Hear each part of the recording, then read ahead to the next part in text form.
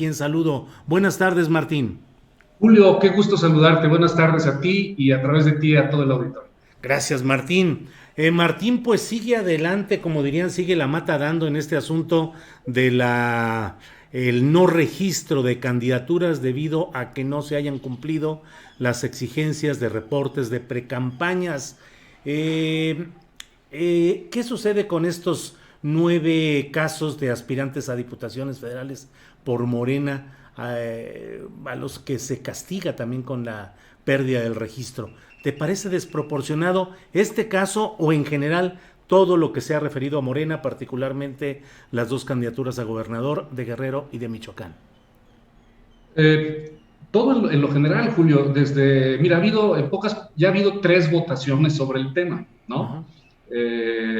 Con distintos actores. La primera fue en enero, cuando se conocieron los dictámenes de la Unidad Técnica de Fiscalización, en donde había una amplia lista de personas que se les habían detectado actividades de precampaña y por lo tanto la unidad técnica al detectarla proponía ese tipo de sanciones. Ahí hubo un paquete de 49, bueno, hubo un poco menos, fueron un poco menos porque el asunto de Guerrero iba por un canal aparte, aunque era sobre lo mismo, porque ahí sí se habían mandado a hacer oficiosos, algunos procedimientos oficiosos. Entonces, Uh-huh. lo de Guerrero se resolvió por separado, pero versaba sobre lo mismo, ¿sí? Uh-huh. Uh-huh. Desde ese día yo consideré que los dictámenes de la Unidad Técnica de Fiscalización no eran exhaustivos, por un lado, porque había es decir, no había suficientes elementos para considerar que hubiera habido siquiera precampaña en algunos casos y por lo tanto que no habría obligación tampoco de reportarlo. Me refiero a que había algunas candidaturas con un par de publicaciones de Facebook que pues no daban como para considerar que había habido una precampaña y por lo tanto pues tampoco habrían tenido bajo esa perspectiva la obligación de reportar nada. Otros, en cambio, sí había más. Entonces, yo desde un principio consideré que la unidad técnica de fiscalización no aportaba los elementos suficientes, como primero, considerar si había habido efectivamente actos de precampaña en algunos casos, no digo que en todos, pero otro también el tema de la ponderación, es decir, desde un principio estimé que no había un ejercicio de ponderación que midiera el daño efectivo a los principios a los principios que se está tratando de resguardar, que son rendición, transparencia y equidad en la contienda. Entonces, Uh-huh. no había una valoración adecuada de ello y yo por eso desde el principio opté por que no se les quitara el registro. Ahora, como el tema se fue al tribunal y el tribunal nos lo regresó, pues volvimos nuevamente a tener una votación en particular sobre el asunto de Guerrero, el asunto de Morón, y volví a votar en los mismos términos, incluso ya ahora fortalecido porque desde mi perspectiva la resolución del tribunal nos obligaba a hacer esa ponderación que yo desde un principio señalé había faltado y Uh-huh. ahora de alguna manera nos obligaba porque nos daba más elementos. Ajá. Pero luego hubo un tercer capítulo del juego, que es y el que es menos visible, porque ya no son esas dos, todo se ha concentrado pues, en la figura de Salgado, en la figura de Morón, porque son de candidatos a gobernador, pero luego nos llegó un paquete este último viernes de 12 aspirantes de esa cincuentena que se les midió con el mismo criterio y que también ahora, pero fue la sala regional de Toluca, nos dijo lo mismo, ponderen, y en las 3 ocasiones mi voto ha sido en ese sentido. Ajá. Ahora hay algunos elementos que me gustaría mm, tener un poco más de información y creo que nos puedes ayudar en esto, Martín. La consejera Adriana Favela dijo que en Guerrero hubo otros candidatos de otros partidos que no presentaron el reporte de campaña y que solo se castigó pues a Félix Salgado Macedonio. Dijo que ella revisó la información disponible y no había reporte de gastos de precampaña de los otros candidatos en Guerrero. Le pregunté por qué otros consejeros no habían advertido eso mismo y me dijo que bueno, que ella no podía responder por otros. ¿Tú viste algo así, Martín? No, yo debo decirlo, escuché a la consejera Favela desde ese mismo día de la sesión, y luego también escuché algunos fragmentos de la conversación que tuvo contigo, y yo creo que está haciendo una interpretación que puede ser en un momento dado válida, ¿no? Así como hay interpretaciones sobre si la sanción debía de haber sido esa en los términos del artículo 229 o si tenía que ser gradual en los términos del artículo 22 de la Constitución. Lo que yo entendí de su comentario es que la sentencia señalaba que todos los que sean candidatos deberán de entregar un informe de precampañas, pero en este caso, a los que la Unidad Técnica de Fiscalización hizo un monitoreo en campo, en redes sociales, y detectó que había algunos que no habían dicho que había precampañas, pero que sí estaban realizando actividades. Entonces, es probable que haya algunos candidatos que efectivamente hoy día son candidatos y no presentaron informe de precampaña, pero porque efectivamente no hicieron precampaña. Y por lo tanto no fueron detectados por la Unidad Técnica de Fiscalización. La interpretación de la consejera Adriana, en los términos como yo la entendí, es que todos deberían de estar obligados a presentar un informe una vez que ya sean candidatos. Pero un dato concreto de que mi equipo hubiera detectado, por ejemplo, que alguien hizo actividad de precampaña y la Unidad Técnica de Fiscalización se hizo el desentendido, nosotros no tenemos ese dato. Y mira que sí, nosotros también en mi oficina nos pusimos a hacer un análisis de proporcionalidad, por ejemplo, en el tema de cuál fue el impacto de las publicaciones de Facebook o en redes sociales que tenían los candidatos, las candidatas, porque creíamos que era importante para la ponderación. Claro. Por ponerte un ejemplo, el caso de Rosa Evelia Villarroel Figueroa. Ella tenía una publicación en un portal de Facebook con poco menos de 500 seguidores, que son los que tiene, cuando ella aspira a ser candidata a diputada federal en un distrito con 290,775 electores. Entonces, hay que hacer una ponderación, ¿sí? O es el caso, por ejemplo, de Araceli García Muro, también que es una diputada local por el caso de Colima. Ella también tuvo un par de publicaciones en Facebook. Ella tiene 2,044 seguidores. Tuvo en esa publicación 12 likes, ¿no? Un comentario y se compartió una vez en video. Pero luego tenía otra imagen en donde sí hablaba algo de precandidatura, donde tenía 296 interacciones, 113 comentarios y 36 veces compartido. Y también va por un distrito que tiene alrededor de también unos 270,000 aproximadamente. Entonces, sí hicimos un ejercicio de ponderación al respecto y bueno, pues encontramos que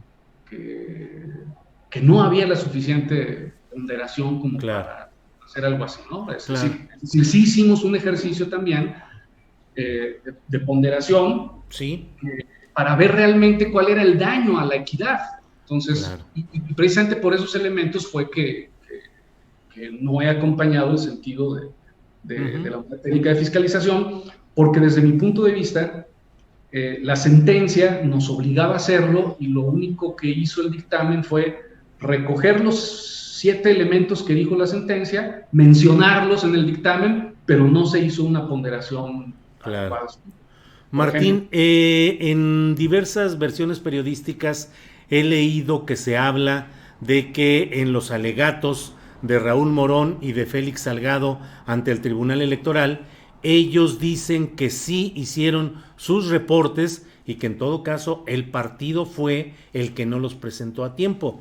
De entrada eso me hace entender que están aceptando que sí hubo precampaña y que sí fueron precandidatos. ¿Eso cambia tu punto de vista respecto a esta sanción a estos dos personajes?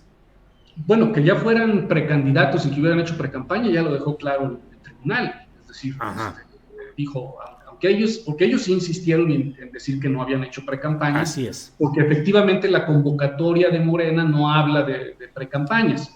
Y ellos se aferraron un poco a esa lógica de, bueno, Yo no tuve nunca la figura de precandidato porque a mí el partido, la convocatoria interna del partido no se abrió, no se hizo estrictamente hablando, pero eso ya quedó resuelto. No hay ninguna duda que fueron precandidatos y que hicieron actos de precampaña. Pero y ahora ellos mismos lo aceptan.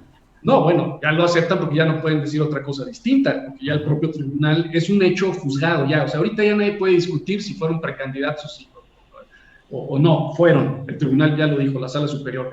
¿Hicieron actos de precampaña? Hicieron actos de precampaña. ¿Eso está penado, castigado, incluso hasta con la pérdida del registro? Sí. El artículo 229 es claro. Pero también el tribunal dijo, hagan un ejercicio de ponderación, porque ese tipo de sanciones máximas deben de verse también a la luz de otros criterios constitucionales, como es el artículo 22, el artículo de la proporcionalidad, y como es también el artículo 456 de la ley, que establece una graduación de faltas que van desde una amonestación pública, una multa, hasta la pérdida del registro, pero hagan entonces la ponderación de la proporcionalidad y del daño a los principios que están aquí en juego. ¿Cuáles son esos principios? Rendición de cuentas y transparencia, equidad de la contienda y el derecho a ser votado. Claro. Pero habría que hacer un ejercicio de ponderación de punto por punto, y no solamente por la cuestión del dinero, porque también se ha comentado mucho, es que nada más son 19,000 pesos en el caso de Salgado, o 12,000 en el caso de Morón. En el caso de Morón.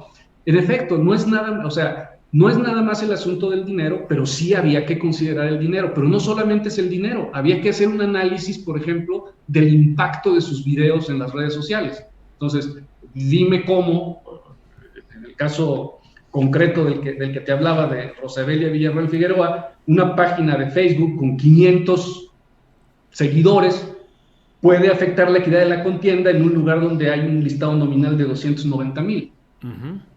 ¿No? Ese ejercicio de ponderación no se hizo, ni con ella ni con nadie. Por ejemplo, en términos del impacto real que tuvieron estas publicaciones en un principio que es el de la equidad de la contienda. Ahora, en el principio de rendición y transparencia, ¿cuánto le costó esa publicación en Facebook?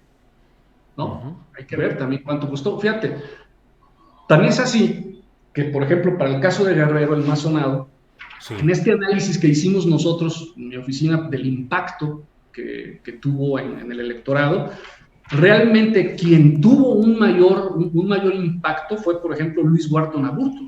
De acuerdo al número de reproducción de los videos, el número de seguidores de las páginas donde tuvieron las publicaciones, el número de personas que se observaron en las fotografías que evidenciaban la realización de eventos dentro de su Facebook, nosotros hicimos un cálculo de que pudo haber llegado incluso a un 62% del listado nominal en Guerrero. Pero, por ejemplo, Adela Romano Campo, que también contendía, si acaso llegó a un 2.6% del electorado. ¿Sí? Félix Salgado Macedonio a un 6%, Pablo Amílcar Sandoval a un 16%, en base a los impactos que los elementos que se encontraron en sus redes sociales habrían tenido en relación al número de votantes. Claro. Ese ejercicio no lo hizo la Unidad Técnica de Fiscalización y sin embargo, Luis Wharton Aburto, por una atenuante que fue que sí presentó un informe extemporáneo, no se le, al final sí hubo un cambio en la sanción y solamente se le multó. Entonces sí creo que faltó ponderación. Pues Martín Faz, muchas gracias por esta oportunidad de asomarnos a los entretelones de estos temas que necesitan explicación para poder tener una mayor claridad de lo que ahí se va planteando. Sí. Pues como siempre, perdón Martín. Fíjate Julio, va a venir otra vez, el viernes vamos a volver a tener otra discusión, porque ahora va a llegar otro paquete de otros de esa cincuentena. Todo el mundo se fija nada más en el tema de Félix Salgado Macedonio y de Morón, por todo lo que representan, ¿verdad? Y también por eso en la discusión pública, es que defienden a Félix Salgado Macedonio. No, o sea, lo único que estamos haciendo es una sanción que existió, ¿sí? Que existió y que nadie puede decir que no existió, si es proporcional o no proporcional con lo que realmente ocurrió. Pero vamos a seguir con esto, Julio. El viernes a las 5 de la tarde volvamos a tener otra sesión y ahí nos va a llegar otro paquete más de toda esta cincuentena que se quedó sin registro y que ahora son las salas regionales las que lo están haciendo llegar. Y también hay que esperar si el tribunal, si la Sala Superior del Tribunal resuelve sobre el tema en esto. Así es, así es. Pues Martín Faz Mora, muchas gracias por esta oportunidad de hablar contigo y seguiremos en comunicación, que temas y polémica sobran en estos días y seguirán en los siguientes. Gracias. Sin duda, Julio, un gusto. Hasta luego, Martín Faz.